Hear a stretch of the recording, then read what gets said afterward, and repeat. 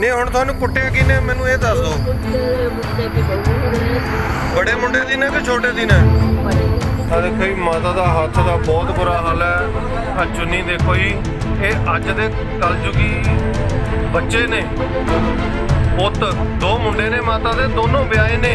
आ blood लग्या, सारा खून लग्या माता नूं।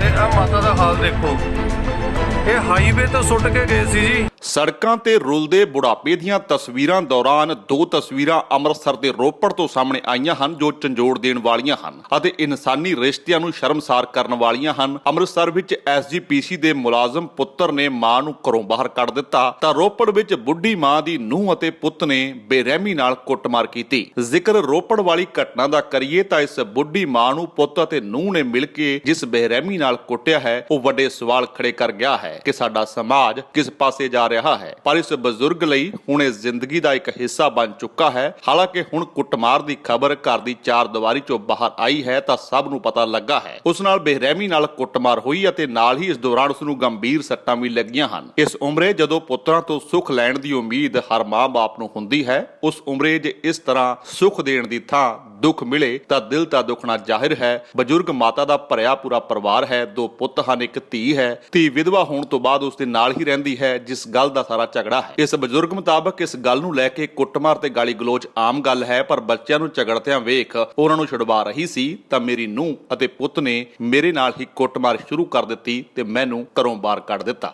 ਕੀ ਗੱਲ ਹੋਈ ਸੀ? करते मैनू कटना चाहते हैं बस, और कोई गल नहीं है कि बाहर ना करते किस गल को लेके मारकुट हुई? बच्चे बच्चे तो हुई है लड़ाई है और बच्चा कोई बात नहीं हुई है। मैं बच्चे नू चिड़ गया बस आई है, और कोई गल नहीं। मेरा रास्ते में ही है बस, मोटरसाइकिल खड़ा दी, मैं मोटरसाइकिल को क्या पासे कर दे, मोटरसाइकिल पासे नहीं कराया भी मैं धक्का देकर घेर दिया। वे कुड़ी ने लत्त मारी, मैं रोड़ा चक दिया। रोड़े की तो मेरी वीडियो बना ली, जेड़े मेरे लत्ता मारिया उसकी वीडियो नहीं बनाई हुई। बाल पट्टे मेरे सिर से अंदर ले गया कड़ी से मैनू। सट कितने लगी ਤੁਹਾਡੇ? हाँ छाती थी मेरे, लत्ता और बाल तैया सारे पट्टे ने मेरे बाल। किन्ने बच्चे ਤੁਹਾਡੇ? क्या स्थिति घर ਵਿੱਚ कौन कौन हैगा? दो मुंडे हैं, उन्होंने की बहू है, तीन तीन बच्चे हैं, एक एक मुंडा, दो दो कुड़ियाँ हैं। कुड़ी है साड़ी विधवा, उसके दो मुंडे हैं साढ़े कोले ਉਹਦੇ ਕੋਲ ਹੀ ਰਹਿੰਦੀ ਹਾਂ मैं। ਇਹ ਨਹੀਂ ਬਾਣੀ ਨੂੰ ਨਹੀਂ ਪੁੱਛਦੇ ਇਹ ਕਦੇ ਵੀ। ਮਾਮਲਾ ਮਹਿਲਾ ਕਮਿਸ਼ਨ ਕੋਲ ਵੀ ਪਹੁੰਚ ਚੁੱਕਾ ਹੈ। ਮਹਿਲਾ ਕਮਿਸ਼ਨ ਦੀ ਚੇਅਰਪਰਸਨ ਮਨੀਸ਼ਾ ਗੁਲਾਟੀ ਖੁਦ ਰੋਪੜ ਪਹੁੰਚੇ। ਉਹਨਾਂ ਨੇ ਇਸ ਮਾਮਲੇ ਦਾ ਗੰਭੀਰ ਨੋਟਿਸ ਲੈਂਦਿਆਂ ਪੁਲਿਸ ਤੋਂ ਕਾਰਵਾਈ ਦੀ ਮੰਗ ਕੀਤੀ ਹੈ ਤਾਂ ਪੁਲਿਸ ਨੇ ਬਜ਼ੁਰਗ ਨਾਲ ਕੁੱਟਮਾਰ ਕਰਨ ਵਾਲੇ ਬੇਟੇ ਅਤੇ ਨੂੰਹ ਦੇ ਖਿਲਾਫ ਮਾਮਲਾ ਦਰਜ ਕਰ ਲਿਆ ਹੈ। ਮੀਡੀਆ ਦੁਆਰਾ ਹੀ ਮੇਰੇ ਧਿਆਨ 'ਚ ਲਿਆਇਆ ਗਿਆ ਸੀ ਤੇ ਐਸਐਸਪੀ ਸਾਹਿਬ ਨਾਲ ਸਵੇਰੇ ਗੱਲ ਕਰ ਲਿੱਤੀ ਗਈ ਸੀ ਤੇ ਇਹਨਾਂ ਨੇ ਉਦੋਂ ਦਾ ਹੀ ਐਕਸ਼ਨ ਲੈਣ ਵਾਸਤੇ ਆਰਡਰ ਕਰ ਦਿੱਤੇ ਸੀ। ਮੇਰੇ ਨਾਲ ਫੋਨ ਤੇ ਵੀ ਇਹਨਾਂ ਨੇ ਮੈਨੂੰ ਦੱਸਿਆ ਕਿ ਆਲਰੇਡੀ ਇਨਵੈਸਟੀਗੇਸ਼ਨ ਵੀ ਕਰ ਲਈ ਤੇ ਰਾਤੀ ਹੀ ਜਿਹੜੀ ਨਿਊਜ਼ ਆਈ ਸੀ ਰਾਤ ਨੂੰ ਹੀ ਮੈਡੀਕਲ ਫੈਸਿਲਿਟੀਜ਼ ਮਾਤਾ ਜੀ ਨੂੰ ਦਵਾ ਦਿੱਤੀ ਗਈ ਸੀ ਤੇ ਹੁਣ ਪੂਰੀ ਇਨਵੈਸਟੀਗੇਸ਼ਨ ਇਹਨਾਂ ਦੀ ਚੱਲ ਰਹੀ ਹੈ। FIR ਵਾਸਤੇ ਵੀ ਇਹਨਾਂ ਨੇ IPC ਦੀ ਤਹਿਤ ਜੋ ਕਾਰਵਾਈ ਬਣਦੀ ਹੈ ਔਰ FIR ਕਰਨ ਦੇ ਆਰਡਰ ਦੇ ਦਿੱਤੇ। ਪੰਜਾਬ ਦੇ ਵਿੱਚ ਲਗਾਤਾਰ ਵੱਧ ਰਹੀਆਂ ਘਟਨਾਵਾਂ ਹੈ, ਜਿਹੜਾ ਲਗਾਤਾਰ ਤੀਜਾ ਮਾਮਲਾ ਹੈਗਾ, ਕੀ ਤੁਹਾਡੇ ਕੋਲ ਸ਼ਿਕਾਇਤਾਂ ਵੀ ਆਉਂਦੀਆਂ, ਕਿਉਂ ਲਗਾਤਾਰ ਹੋ ਰਿਹਾ ਇਸ ਤਰ੍ਹਾਂ ਜੀ? ਦੇਖੋ ਇਹਦੇ 'ਚ ਹੁਣ ਇਹ ਜੋ ਅੱਜ ਕੱਲ੍ਹ ਦੇ ਯੂਥ ਨੂੰ ਸਮਝਣ ਦੀ ਜ਼ਰੂਰਤ ਹੈ ਕਿ ਜਿਹੜੇ ਫੈਮਿਲੀ ਮੋਰਲਸ ਨੇ ਉਹਨਾਂ ਨੂੰ ਸਮਝਣ ਦੀ ਜ਼ਰੂਰਤ ਹੈ। ਇਹਦੇ 'ਤੇ ਬਹੁਤ ਸਾਰਾ ਕੰਮ ਕਰਨ ਦੀ ਜ਼ਰੂਰਤ ਹੈ। ਮੈਂ ਤਾਂ ਇਹੋ ਕਹਾਂਗੀ ਕਿ ਸਰਕਾਰਾਂ ਦੇ ਨਾਲ ਜਿਹੜੀ ਸੀਨੀਅਰ ਸਿਟੀਜ਼ਨ ਐਕਟ ਹੈ, ਬਜ਼ੁਰਗਾਂ ਨੂੰ ਪਤਾ ਹੋਣਾ ਚਾਹੀਦਾ ਉਹਨਾਂ ਦੇ ਆਪਣੇ ਰਾਈਟ ਕੀ ਨੇ, ਉਹਨਾਂ ਦੇ ਆਪਣੇ ਕਨਸਟੀਟਿਊਸ਼ਨਲ ਰਾਈਟ ਕੀ ਨੇ, ਤੇ ਬੱਚਿਆਂ ਨੂੰ ਵੀ ਬੈਲੈਂਸ ਕਰਨਾ ਪਰਿਵਾਰਾਂ ਨੂੰ ਆਉਣਾ ਚਾਹੀਦਾ ਹੈ ਕਿ ਪਰਿਵਾਰ ਵਿੱਚ ਪੇਰੈਂਟਸ ਦੀ ਰਿਸਪੈਕਟ ਦੇਣ ਤੇ ਆਪਣੀ ਵਾਈਫ ਨੂੰ ਵਾਈਫ ਦੀ ਰਿਸਪੈਕਟ ਦੇਣ ਤੇ ਬਜ਼ੁਰਗਾਂ ਨੂੰ ਉਹਨਾਂ ਦੇ ਰਾਈਟਸ ਪਤਾ ਹੋਣੇ ਚਾਹੀਦੇ। ਪੁੱਤਰ ਅਤੇ ਨੂੰਹ ਵੱਲੋਂ ਕਿਹਾ ਜਾ ਰਿਹਾ ਕਿ ਬਜ਼ੁਰਗ ਮਾਤਾ ਉਹਨਾਂ ਦੇ ਰੋੜਾ ਮਾਰਿਆ, ਗਾਲਾਂ ਕੱਢਦੀ ਗੰਦੀਆਂ, ਅਸੀਂ ਕੰਪਲੇਂਟ ਵੀ ਕੀਤੀ ਹੈ ਪੁਲਿਸ ਚੌਂਕੀ ਦੇ ਵਿੱਚ ਵੀ ਉਹ ਦੋਸ਼ ਲਾ ਰਹੇ ਆ, ਮਾਤਾ ਦੇ ਦੋਸ਼ ਲਾ ਰਹੇ ਆ।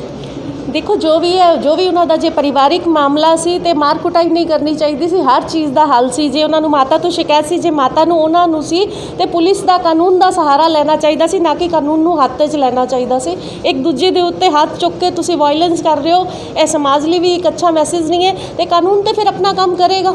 ਤੇ ਜਿਹੜੀ ਕਾਨੂੰਨੀ ਜਿਹੜੀ ਸੇਵਾਵਾਂ ਤੋਂ ਇਲਾਵਾ ਹੋਰ ਕੀ ਮਦਦ ਕੀਤੀ ਜਾਵੇਗੀ ਮਾਤਾ ਦੀ? ਮਾਤਾ ਜੀ ਦੀ ਪੁਲਿਸ ਡਿਪਾਰਟਮੈਂਟ ਨੇ ਆਲਰੇਡੀ ਜਿਹੜਾ ਹਸਪੀਟਲ ਵਿੱਚ ਉਹਨਾਂ ਨੂੰ ਜਿਹੜੀ ਹੈਲਥ ਫੈਸਿਲਿਟੀਜ਼ ਪ੍ਰੋਵਾਈਡ ਕਰਵਾਈਆਂ ਜਾਣੀਆਂ ਸੀ ਉਹ ਕਰਵਾ ਦਿੱਤੀ ਗਈਆਂ ਨੇ। ਮਾਤਾ ਜੀ ਬਿਲਕੁਲ ਠੀਕ ਨੇ, ਜੋ ਐਸਐਸਪੀ ਸਾਹਿਬ ਦੁਆਰਾ ਮੈਨੂੰ ਦੱਸਿਆ ਗਿਆ, ਗੱਲਬਾਤ ਵੀ ਕੀਤੀ ਹੈ।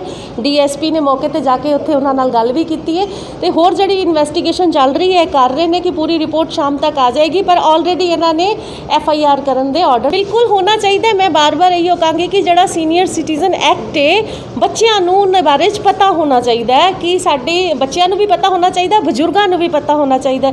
ਸਾਡੇ ਬਜ਼ੁਰਗ ਆਪਣਾ ਇਮੋਸ਼ਨਲ ਟੱਚ ਜਿਹੜਾ ਛੱਡ ਨਹੀਂ ਰਹੇ ਤੇ ਉਹਦੇ ਤੇ ਉਹਨਾਂ ਨੂੰ ਸੋਚਣਾ ਚਾਹੀਦਾ। ਕਈ ਬਜ਼ੁਰਗ ਆਪਣੇ ਹੁੰਦੇ ਜੀ ਜਿੰਦੇ ਜੀ ਹੈਂਡਓਵਰ ਕਰ ਦਿੰਦੇ ਨੇ ਪ੍ਰਾਪਰਟੀ, ਬੱਚੇ ਉਹਨਾਂ ਦਾ ਨਜਾਇਜ਼ ਫਾਇਦਾ ਚੁੱਕਦੇ ਨੇ ਤੇ ਬੈਲੈਂਸ ਕਰਨਾ ਆਉਣਾ ਚਾਹੀਦਾ। ਹੋਰ ਇੱਕ ਕਾਨੂੰਨ ਵੀ ਬਣ ਚੁੱਕਿਆ ਹੈ ਕਿ ਜੇ ਬਜ਼ੁਰਗ ਪ੍ਰਾਪਰਟੀ ਬੱਚਿਆਂ ਦੇ ਨਾਮ ਵੀ ਕਰ ਦਿੰਦੇ ਤੇ ਜਦੋਂ ਮਰਜ਼ੀ ਕਾਨੂੰਨ ਹੈ ਕਿ ਵਾਪਸ ਲੈ ਸਕਦੇ ਨੇ। ਤੇ ਇਹਦੇ ਤੇ ਇਹੋ ਕਹਾਂਗੇ ਕਿ ਬਹੁਤ ਸਾਰਾ ਕੰਮ ਕਰਨ ਦੀ ਲੋੜ ਹੈ। NGOs ਨੂੰ ਸਰਕਾਰਾਂ ਤੇ ਟਾਈਮ ਟੂ ਟਾਈਮ ਅਮੈਂਡਮੈਂਟਸ ਕਾਨੂੰਨ ਵਿੱਚ ਕਰਦੀਆਂ ਹੀ ਰਹਿੰਦੀਆਂ ਨੇ। ਸਰਕਾਰਾਂ ਦਾ ਕੰਮ ਹੈ ਕਾਨੂੰਨ ਬਣਾਉਣਾ ਤੇ ਕਾਨੂੰਨ ਤੋੜਨ ਵਾਲਿਆਂ ਨੂੰ ਸਜ਼ਾ ਦੇਣਾ। ਜਿਹੜੇ ਤੁਹਾਡੇ ਫੈਮਿਲੀ ਮੋਰਲਸ ਨੇ ਉਹ ਸਰਕਾਰ ਨਹੀਂ ਘਰ ਘਰ ਜਾ ਕੇ ਤੁਹਾਨੂੰ ਤੁਹਾਡੇ ਪਰਵਰਿਸ਼ पेरेंट्स ने ही करनी है या समाज के जोड़े सोशलिस्ट ने उन्होंने यह देखना। पुलिस के पास जो है फर्स्ट इन्फॉर्मेशन जो है 112 जो इमरजेंसी रिस्पांस नंबर है उस पर आई थी। तो पुलिस पार्टी ने जो चौकी घनौली है पुलिस स्टेशन सदर रोपड़ की, उसने 15 मिनट में रिस्पॉन्ड किया और माता जहाँ पे स्पॉट थी उनको जो है तुरंत मेडिकल हेल्प के लिए सिविल हॉस्पिटल रोपड़ में शिफ्ट किया और उनको मेडिकल हेल्प जो है प्रोवाइड कराई। तो पुलिस ने इसमें 15 मिनट में रिस्पॉन्ड करके माता को इमीडिएट हेल्प प्रोवाइड कराई।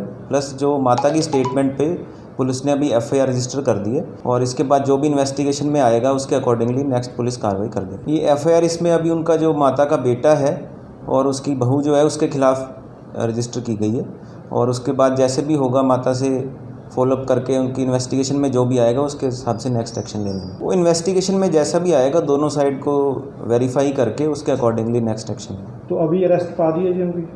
अभी FIR रजिस्टर कर दी गई है, इन्वेस्टिगेशन में जैसे आएगा उसके अकॉर्डिंगली फॉलोअप कराएंगे। इस बुजुर्ग ਨੂੰ ਸਹਾਰਾ ਦੇਣ ਵਾਲੀ ਸਮਾਜ ਸੇਵੀ ਸੰਸਥਾ ਨੇ ਵੀ ਮੰਗ ਕੀਤੀ ਹੈ ਕਿ ਪੁਲਿਸ ਇਸ ਮਾਮਲੇ ਵਿੱਚ ਸਖਤ ਤੋਂ ਸਖਤ ਕਾਰਵਾਈ ਕਰੇ। ਇਹ ਮਾਤਾ ਜੀ ਅਲੀਪੁਰ ਦੇ ਲਾਗੇ ਪਿੰਡ ਦੁਗਰੀ ਪੈਂਦਾ ਹੈ, ਉਹਦੇ ਵਿੱਚ ਨਰਸਰੀ 'ਚ ਰਹਿੰਦੇ ਨੇ ਤੇ ਮੈਂ ਪੈਟਰੋਲ ਪੰਪ ਤੋਂ ਜ਼ਿਮੀਂਦਾਰਾ ਫਿਲਿੰਗ ਸਟੇਸ਼ਨ ਤੋਂ ਮੈਂ ਪੈਟਰੋਲ ਪਵਾ ਕੇ ਆ ਰਿਹਾ ਸੀਗਾ ਜੀ। ਤੇ ਜਦੋਂ ਮੈਂ ਵਾਪਸ ਆਇਆ ਤਾਂ ਮਾਤਾ ਜੀ ਦਾ ਮੂੰਹ ਹਾਈਵੇ ਦੀ ਵਾਈਟ ਪੱਟੀ ਤੋਂ ਇਹ ਅੰਦਰ ਹਾਈਵੇ ਵਾਲੇ ਪਾਸੇ ਰੋਡ ਵਾਲੇ ਪਾਸੇ ਸੀਗੇ। ਮੈਂ ਸੋਚਿਆ ਕਿ ਸ਼ਾਇਦ ਕੋਈ ਸ਼ਰਾਬੀ ਭਈਆ ਕੋਈ ਪਿਆ ਹੈਗਾ, ਪਰ ਜਦੋਂ ਮੈਂ ਬਾਈਕ ਰੋਕ ਕੇ ਮਾਤਾ ਜੀ ਨੂੰ ਸਿੱਧਾ ਕਰਕੇ ਦੇਖਿਆ ਤਾਂ ਮੈਂ ਇੱਕਦਮ ਘਬਰਾ ਗਿਆ ਕਿਉਂਕਿ ਮਾਤਾ ਜੀ ਇੱਕ ਤਾਂ ਲੇਡੀ ਸੀਗੇ, ਸੈਕੰਡਲੀ ਹਾਈਵੇ 'ਤੇ ਕਾਫੀ ਜ਼ਿਆਦਾ ਇਹਨਾਂ ਦਾ ਬਲੱਡ ਵਗੈਰਾ ਲੱਗਿਆ ਹੋਇਆ ਸੀਗਾ।